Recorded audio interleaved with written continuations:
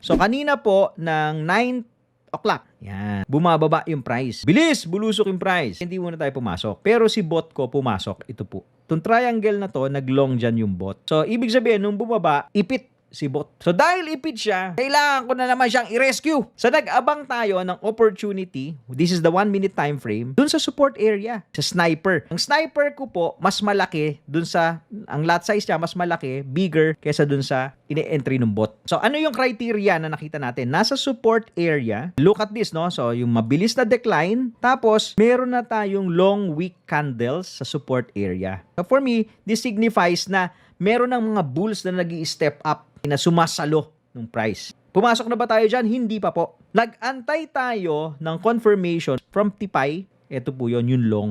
May nakita akong long dito, ayun, pasok na.